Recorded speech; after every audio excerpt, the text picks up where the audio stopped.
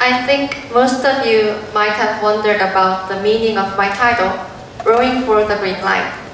Can you guess what green light means here?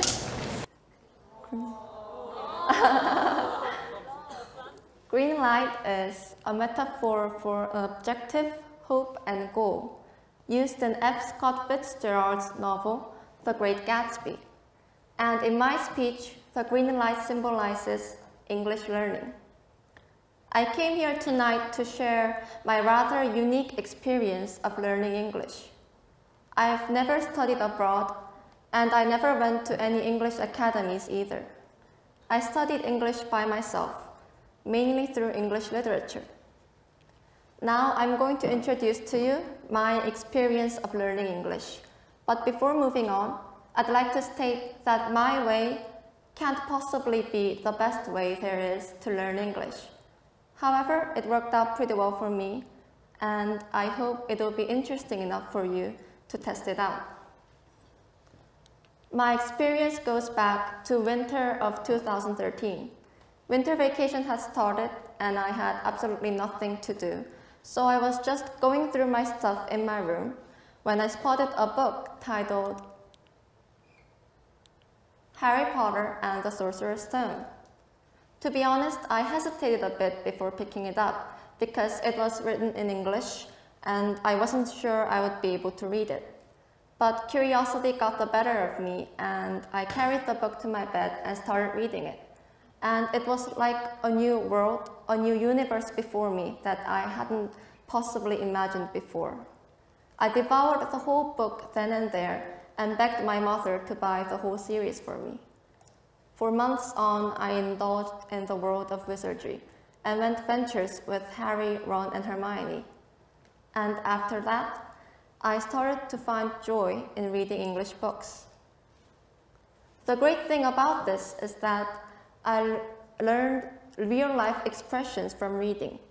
The conversation between Harry, Ron, and Hermione was relatable to me because I was young, I was a teenager myself, and so the expressions they used were also expressions that I could use. I loved the series so much that I read it again and again until I memorized some of the expressions and lines. And a memory created like that doesn't fade easily. And it was all kind of absorbed into me to be the foundation for my English. The books that I read after Harry Potter increased my English literary sense as well as basic English ability. One day when I was second grade in middle school, my mother brought home 5 big books, and they were a series called A Song of Ice and Fire. I started reading them, and through them I found the beauty of English literature. To illustrate, I've brought an example. The comet's tail spread across the dawn, a red slash that bled above the crags of Dragonstone, like a wound in the pink and purple sky. Don't you think it's beautiful?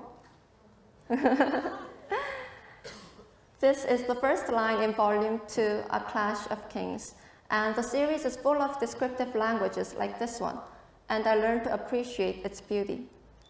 And also, since this book was way more difficult than my previous readings, I was able to develop my English ability further, and it gave me the confidence I needed to challenge more difficult ones later on. In middle school, I read a lot, but most were my mother's recommendations, and I hadn't read any of the classics. But after entering high school, I started to read the classics of English literature, such as The Catcher in the Rye, To Kill a Mockingbird, The Great Gatsby, and 1984. Thank you. Unlike the books that I had read before, these books caused me to actually think deeply about its topic. I borrowed a passage from The Great Gatsby. So we beat on, boats against the current, borne back ceaselessly into the past. This is the concluding passage of The Great Gatsby, and it's my favorite one, since it stirred a lot of thoughts inside me when I first read it. The message here is that human beings strive towards their goals by transcending their past. but they are not able to move beyond that past. The current draws us backwards as we row towards the green light. This made me reflect on myself to see if any past memories